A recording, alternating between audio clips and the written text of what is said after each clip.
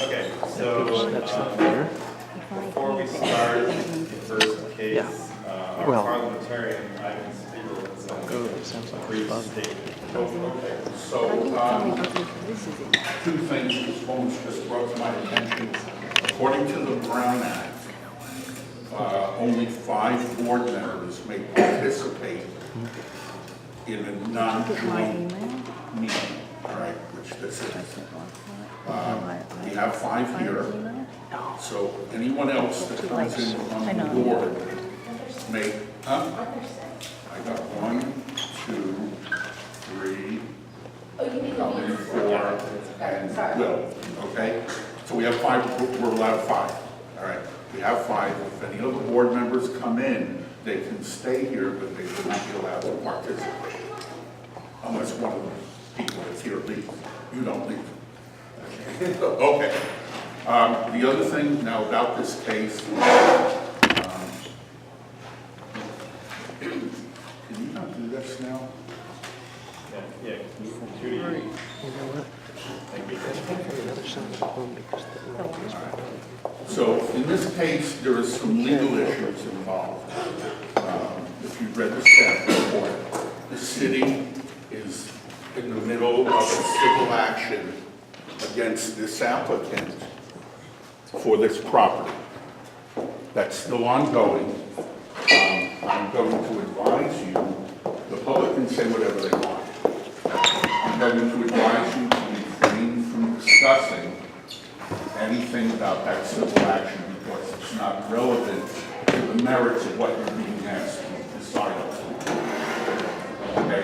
Because we don't want this coming back, and we don't want the name of your council having to be called as a witness or anything in this public action. So I'm going to ask you. How is it not relevant? Excuse me, Judy. You're not speaking right now. Okay? You guys have any questions about that? You talk about anything else, they can talk about anything they want. Was that an instruction from the city's attorney? No, it's advice from your parliamentarian. You can ignore it if you want, but we don't want to have we don't want to be in the middle of a legal action. That is not our duty. Okay, that's kind of separate. Okay? Yeah, I agree with Ivan. I think we should just focus on the merits of this particular planning case in front of us. And try Can you that. please speak up so we can hear? I'll try. I don't have a big voice, sorry. Should you have a microphone for this group? Why don't you guys come closer? There's 3 seats here, there's 1 there, there's 2 there, so if everybody comes closer, it's going to be great. So what I'll do is I'll invite the applicant now to give a short presentation about their case.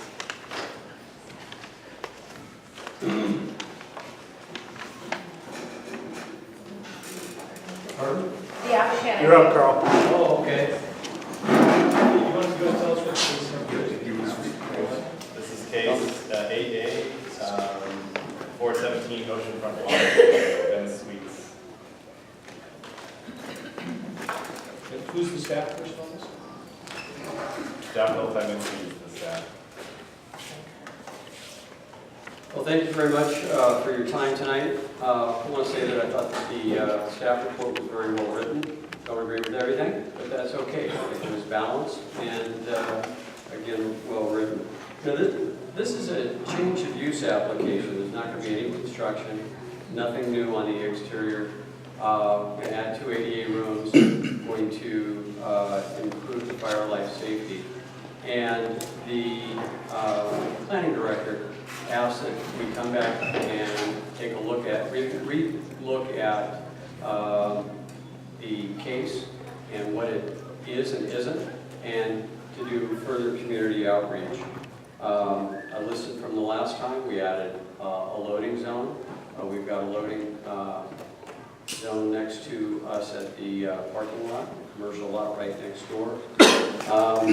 You know, it's a flexible space. It's going to be, I will have at least 2 long-term units, and then still will be under rent control. And want to restate that there's never been any evictions at the place, no Ellis actions. compliant with Mello. They've done a Mello determination. And, one of the things about Venice is that there's only about 450 hotel rooms in Venice. And we have about 16 million visitors. And if you look at Santa Monica, it's got about 8,000 hotel rooms, or 3,000 hotel rooms for 8 million visitors. So one of the reasons why there's been such a proliferation of Airbnb throughout the neighborhoods in Venice is because there's a lack of affordable hotel rooms. And everybody would prefer to stay on the beach if there's a hotel room. Ours are affordable visitor serving accommodations as defined by the Coastal Commission. Coastal Commission ranks affordable accommodations as one of their highest priorities. It's good land use. Originally, the boardwalk was, all short-term. There's always been a place for visitors and tourists. And, the boardwalk is also the only place under the Venice specific plan and the land use plan and the general plan where hotels are encouraged or allowed. And as far as I know, I'm the only guy that is crazy enough to actually apply to make a change of use. And I've checked with the people at the Coastal Commission. I said, anybody else up and down the coast? No, just you. So, did a lot of research on the history of LA, and back in the 20s, before when the whole LA area was, there was no definition of length of stay or a requirement. In fact, even in today's municipal code, RSO, or any other code section in the city of Los Angeles, there is no minimum stay in an apartment building or other. So there's nothing that prohibits what we have been doing, but the order I said give permits. So here I am trying to get the appropriate permits. I've received a lot of letters of support. I sent a few in today, some from the neighbors up and down next door, up and down the boardwalk. I've got signatures from about 166 vendors up and down the boardwalk. Additionally, I have almost another 100 of support signatures from friends throughout Venice. An interesting thing that I do have is I got 4 letters of support from prior tenants who either, one of them still lives in a building I used to own over on Navy, and was very appreciative of the fact that she never felt pressured. She appreciated all of the changes that I did to the building and improvements, and same with others. So I would encourage you to vote in favor of this. I think it's good for all of Venice, it's good for the coastal zone, and it's a higher priority use. If you have any questions, I can either answer them now, or I'm willing to come back later and answer questions. All right, thanks. All right, so, committee want to ask any questions, or should we just go to public comment? It's probably clear, maybe after the on the staff report, is the individual units are they have kitchen and bathroom and so on? So, yeah, I can address this issue. So the question was whether the existing units have kitchens and bathrooms, right? Okay.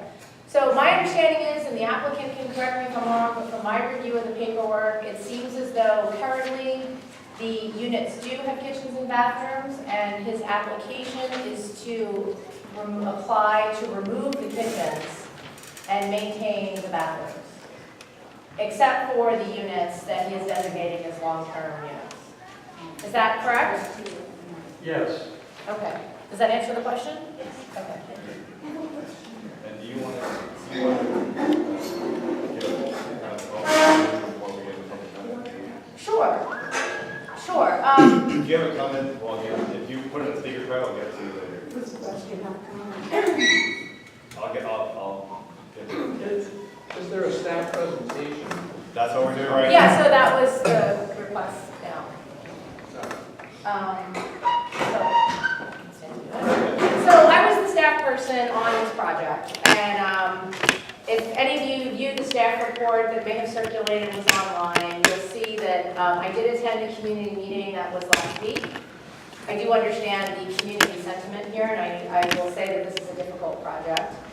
But on balance, looking at both the historical use of the building as well as what I think are the Coastal Commission's paramount concerns and what at least California courts have said about uses like this, as well as the individual facts of the building, I came out in favor of supporting the project. Now, I'm sure a lot of these issues are going to come up in the various public comments, so I won't go through all of them now. We can hear your comments and then respond. That may be a little more productive. But just to give you a little bit of overview, this property back when it was first built in the 1910s and 20s rented rooms by days, weeks, or months. And that was actually pretty typical of buildings along Oceanfront Walk. Someone somewhere did some sociological study of tourism in the early 20th century, and apparently people took longer vacations then and worked a lot less than we do now. So it was common for tourists to come and stay for a month or so. And of course, there wasn't really the division in the code, in the applicable statutes for tenants and things like that, that made a big distinction between hotels and long-term rentals. Over time in this building, at certain periods throughout its life, applications would be made for the building designating it as an apartment building. And at other times, applications would be made designated as a hotel.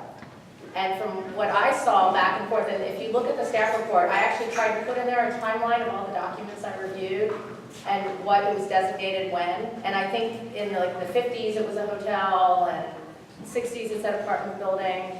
If anyone has contrary information too, please feel free to mention it when you speak, but that's at least from the documents, and we'll get to that. We'll get to Judy, excuse me. Right, no, I understand. I was at the community meeting, and I understand people had anecdotal, other experiences with it, but I'm saying I did a documentary review of what was actually applied for from the city and what designations people gave the building as they applied, and I'm just saying, historically, it's been both.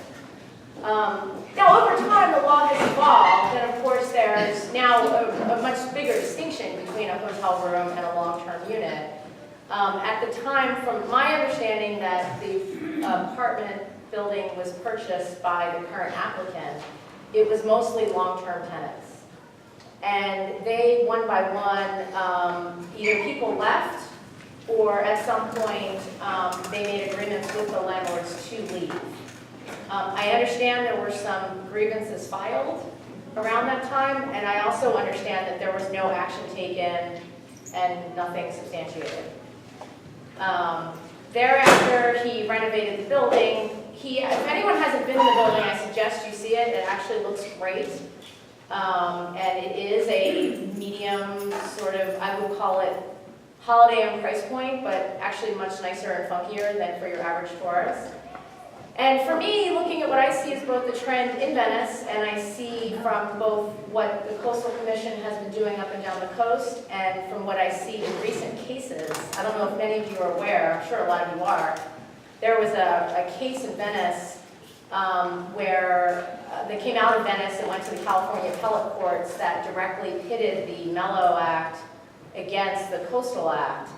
And the appellate division found that the Coastal Act was supreme because there was a really strong commitment in the California Coastal Act to making affordable housing by the ocean for public access.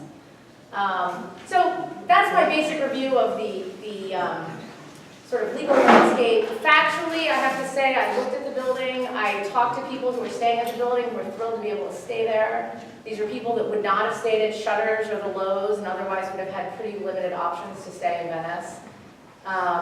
One thing the applicant didn't mention, I think it was talked about quite a bit in the community meeting and I think in a previous hearing when another version of this project was presented, but They do their own laundry internally, so they do not have laundry deliveries. They don't serve food on the premises, so they do not have food trucks or other types of deliveries that one normally associates as being very disruptive with a hotel.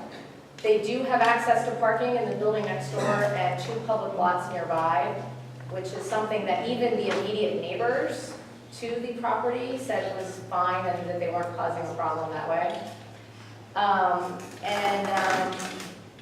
And otherwise, I know there's a lot of people here against. The applicant also had a lot of people for and liked the unit, and certainly, folks not from Venice really enjoyed the property. So that's kind of a summary of what I saw, and from that, I think you can glean the reasons why I supported it. But if anyone has any questions, ask them as you come up and give your public comment, and we'll try to answer them if we can. Okay? All right, thank you. So this is a pretty massive stack of comments, so.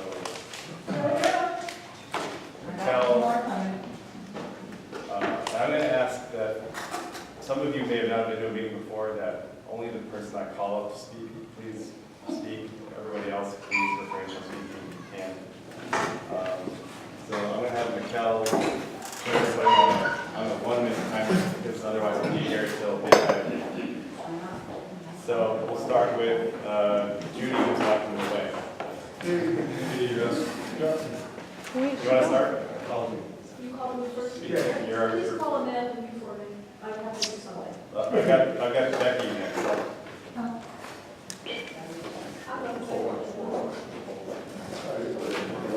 It's okay. So I'm Becky Dempson. I work with Venice Community Housing. We are longtime housing advocates here in Venice and oppose this petition really solely because we should not remove ground-stabilized units from the market ever. Once they're gone, we can never get them back, and we certainly shouldn't remove them without a proper process to remove RSO units, which really does require an LS process or this change of use, and that was done completely either illegally or improperly. I will say I used to live in this building, and so I know for a fact it was long-term tenants that lived in the building, and therefore there were registered RSO units in the building with the city. So it doesn't really matter what the use was before that. There's all kinds of former hotels in Los Angeles that are now long-term RSO housing. It matters the use that was on record the last time there was an actual use on record. And so I would actually, you guys are looking at the Coastal Commission and the Mellow Act, and I'm not sure that they actually apply either or would prevent this, but the city's rent stabilization ordinance does prevent this. You can't remove units from the market and then put them right back on the rental market, and that's what's happened here. And I know Evan said not to weigh in on the city attorney's lawsuit. Thank you. Next. Oh, I'm sorry. All right.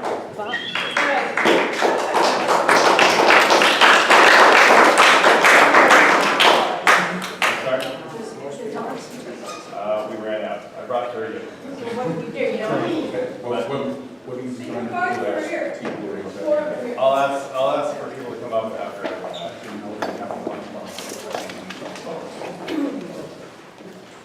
All right, Amanda. Well, I don't know how much I can cover in a minute, but real briefly, there's strict standards. Speak up, Amanda. Speak up. There are strict standards for variances, and I was surprised, Dr. that you didn't know. There's no discussion of the legal standard for variances. And under the city code, in order to get a variance, you must show there must be findings that the practical difficulties or there's unnecessary hardship inconsistent with the general purpose intent of the specific plan, but there are exceptional circumstances and conditions applicable to this property. It goes on and on, but very, very specific, and absolutely no discussion of those in the staff report. So it won't hold up to legal standards anyway.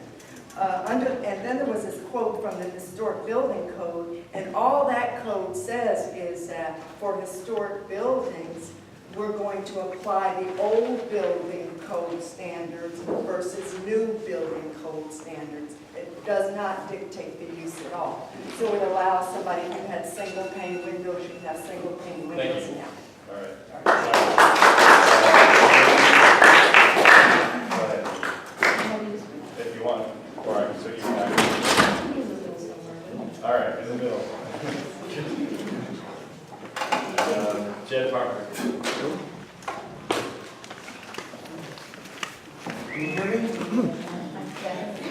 I guess we stand here. First of all, Speak up. did you guys get a chance to review the letter that I sent earlier tonight? Because I don't want to have to read that over for you. It's much longer than a minute. I didn't get it. You have a minute. But Very you have a sorry. minute. Sorry. Very sorry to hear Larry that. started speaking. Very sorry to hear that you didn't get a chance to read the letter. So I'll talk only about, because you're going to hear everyone talk about the technical stuff, and that's not important. The thing is, as the first page of this 15-page report says, applicant has a petition signed by approximately 160 people. We have Venetians who are here tonight, and we have 128 potential Venetians whom the applicant whose houses the applicant has taken away. I want you to add that 128 to the quantity of people that we have here, so we can get the community sentiment out of the way as far as who has more. As far as your jobs, in theory, each of you are appointed for your expressed experience and understanding of local and state land use regulations and relevant procedures. Your job, however, has little to do, if anything, with simply parroting city and state rules. That's not what you're about. What you're about is taking the community sentiment to the city. Failing to do that puts you in direct conflict with the VNC mission. All right, thank you.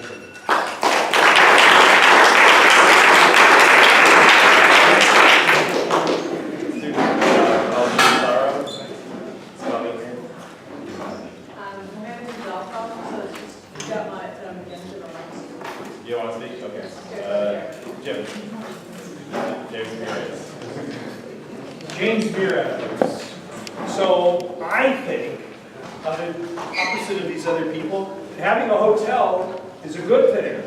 And as long as it's being done in a way that people aren't being evicted because of the amount of money that they're paying, and if they're living there now, they can continue to live there at the same price until they choose to move out. I think it's a wonderful idea to have a hotel, and I would be very much in support of it.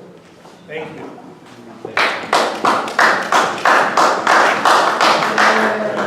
Lydia, you want to speak again? Lydia, you want to speak?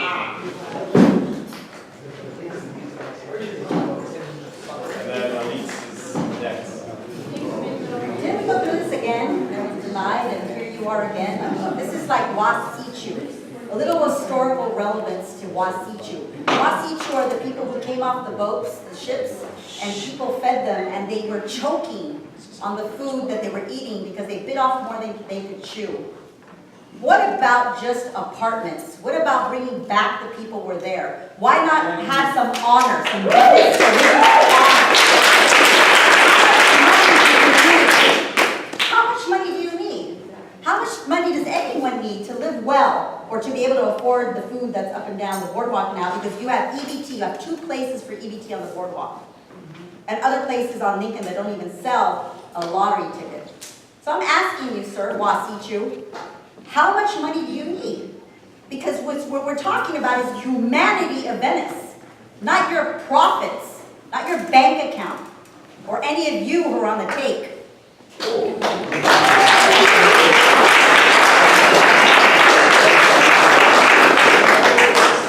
Okay, thank you. Elise? You want to be in the middle? Yes. All right. John Wolf, and then David Ewing after that. John Wolf here? Yes. John Wolf also was on? Or you want to put in the middle? No? Against. He just You're done speaking, okay. All right, David Ewing? He said he's against it, right? Where am I supposed to go? Wherever you're comfortable, but I think the camera's set.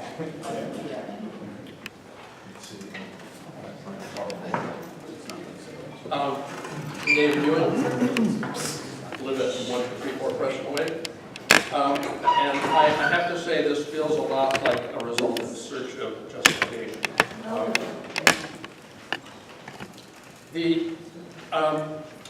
I want to just read you some things from a letter because you haven't apparently been able to read letters from a former LUPC member, Mark Lyman, who says, that there's misuse of LAMC 1203,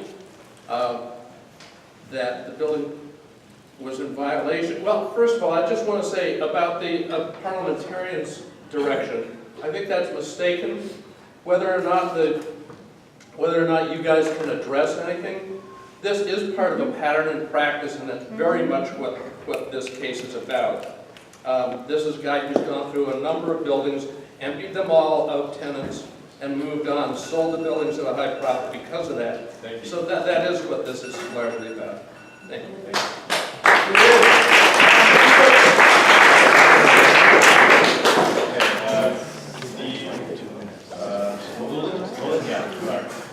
Steve, and then Jim Robb after that. Hi guys, I'm in support of the bill. This makes sense to have some hotels here in Venice because I have family members that come to visit me and they have to stay in Santa Monica. Why should they stay all the way over there instead of staying in Venice? I mean, it was a hotel at one point, and then someone was talking about greed or how much money does someone need. I mean, money also solves problems. I mean, first of all, it's not even a lot of money that it's affordable, hotel rates.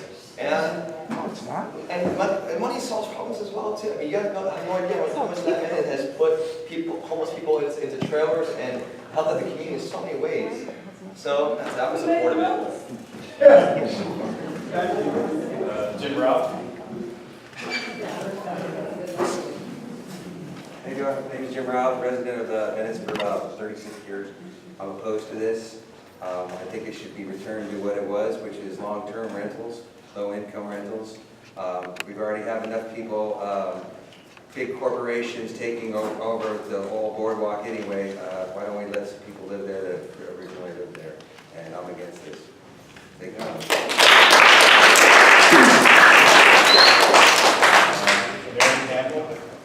Mary Campbell? Okay, we're against it. Martin Malloy?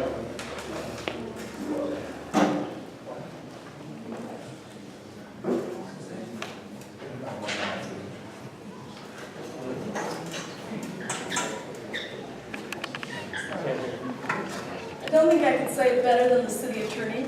The city attorney filed civil charges against the owners and operators of 3 apartment buildings, each subject to the city's rent stabilization ordinance, alleging that the property owners are illegally operating and advertising as hotels.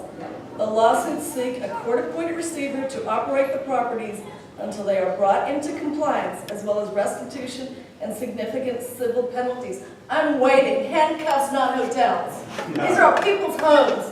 You put on the building, Carl loves Francine. You know what? Renters love their families too. Screw you, Mr. Lambert.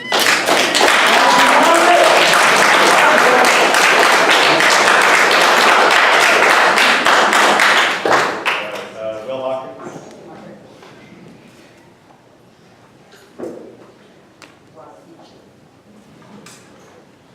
My name is Will Hawkins, Venice resident. I am in favor of this program, this project for many reasons.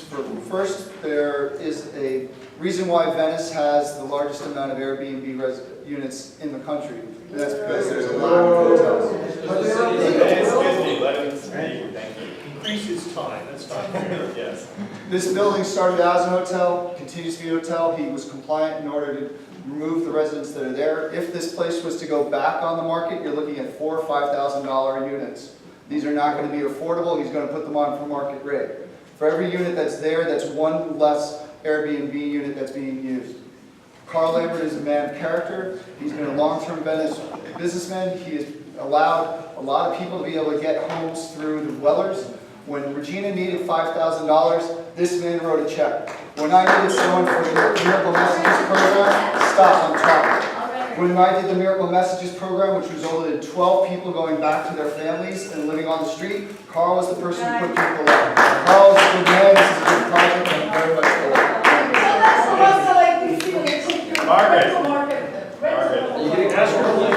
Margaret, that's your first warning. Every day. And that's what you do here, it's criminal. Excuse me, through this. Everybody wants to be heard. We're going to do it in an orderly fashion. Look, we all have your points of view, and we're all going to listen to each other, okay? Thank you. All right, Bill Chris. I can never say your name. Bill Chris. Bill. Sorry.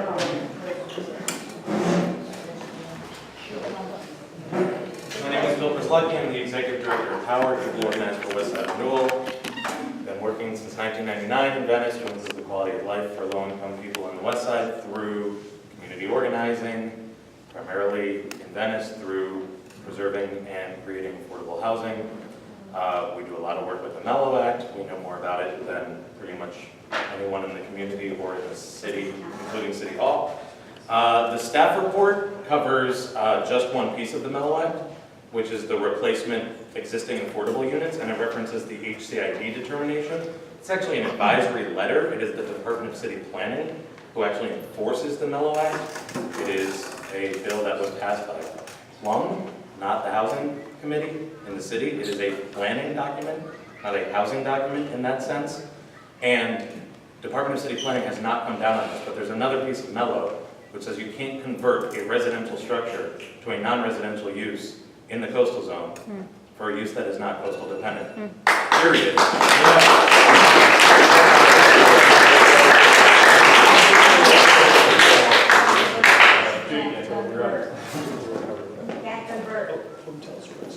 Don't interrupt Judy, please. Can you hear me? No.